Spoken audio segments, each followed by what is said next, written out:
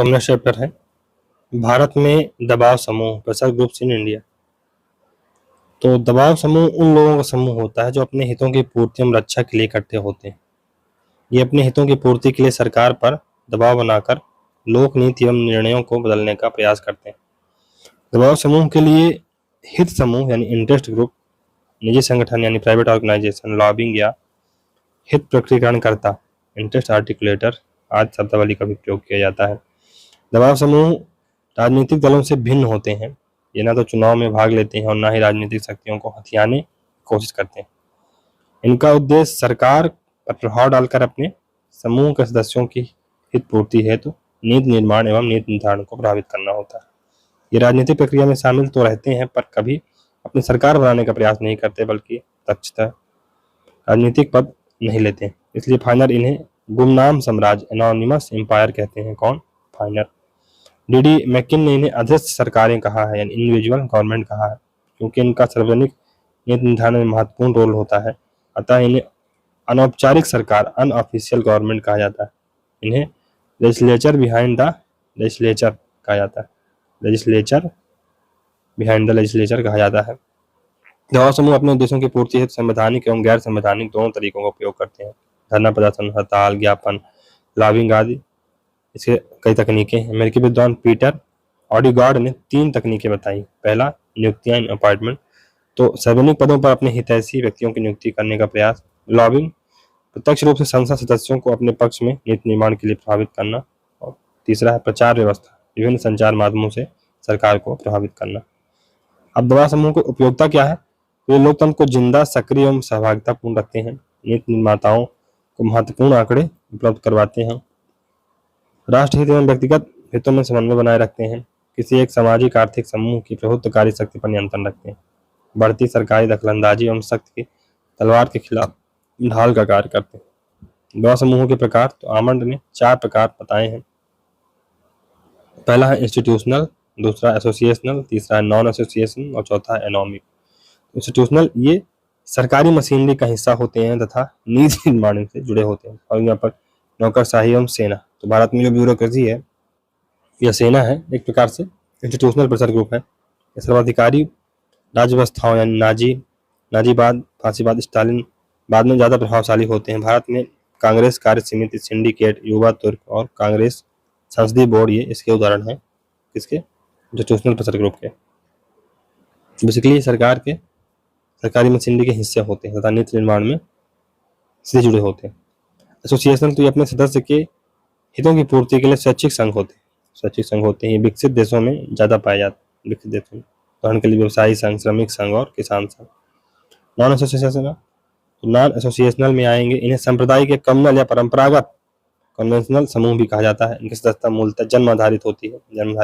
धार्मिक समूह, जाति समूह ये विकासशील देशों में ज़्यादा प्रभावी होते हैं। तो अगर आरएसएस को देखा जाए तो ये एक प्रकार से नॉन एसोसिएशनल प्रेशर ग्रुप के अंतर्गत आएगा। एनोमिक्स, तो इसमें हिंसक व अविश्वसनीय समूह होता है। ये भारत में इसका उदाहरण है उल्फा, बब्बर खालसा, नक्सलवादी आदि, ये एनोमिक है। तो भारत में दबाव समूह, तो व्यवसायिक या बिजनेस समूह, तो पहला है फिक्की, फुल फॉर्म क्या है? Federation of Indian Chambers of Commerce and industry.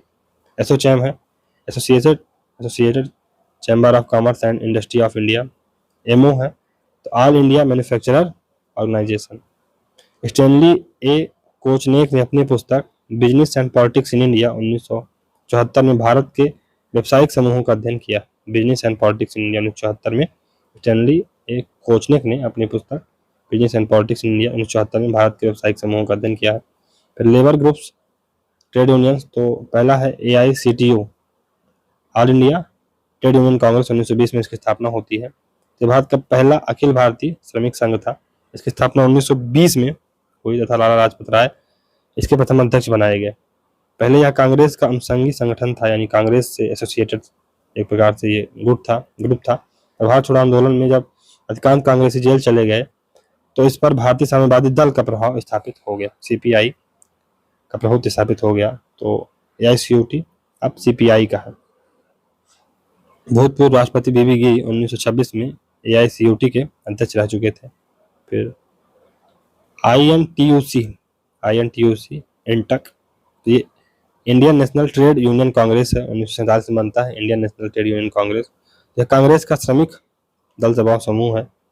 फिर centre of Indian trade union, CITU, C2, CPIM का है, CPIM का है। तो नेक्स्ट है भारतीय मजदूर संघ, भारतीय मजदूर संघ भाजपा का है, इसके नेता हैं दत्तोपंत डेंगड़ी। फिर हिंद मजदूर सभा, ये समाजवादी पार्टी का है। हिंद मजदूर किसान पंचायत, जनता दल यूनाइटेड का। अब कुछ किसान संगठन बने हुए हैं, तो अखिल भारतीय किसान सभा 1936 में CPI का है ये।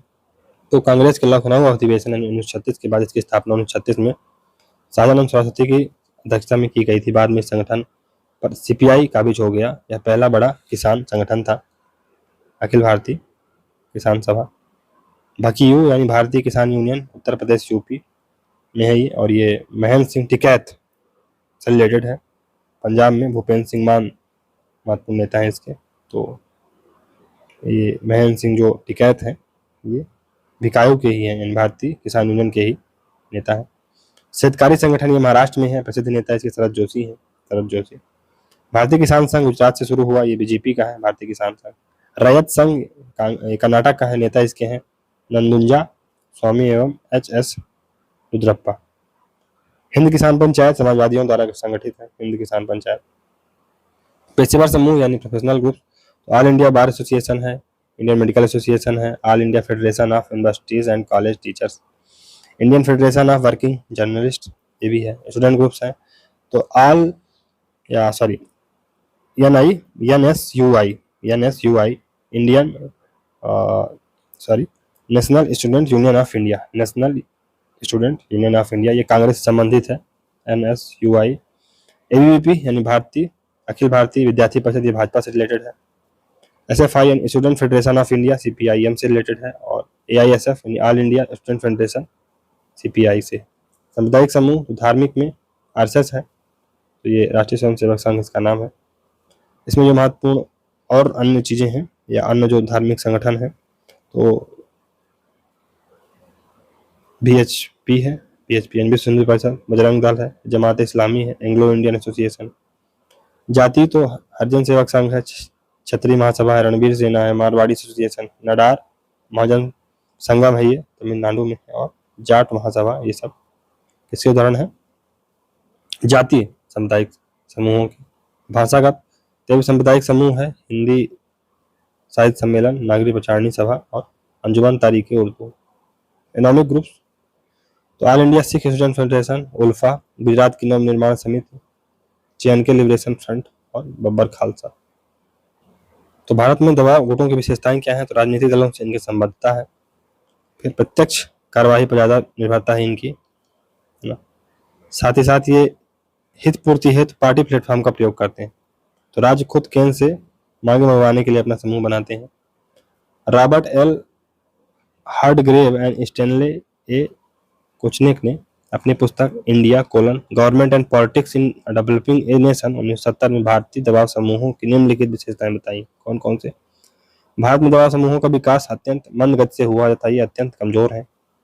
दबाव समूह कमजोर इसलिए हैं कि शासन तक उनकी पहुंच नहीं है, वे स्वयं प्रशासन से अलग रहना चाहते हैं तथा वे सरकार को शोषणकर्ता के रूप में देखते हैं।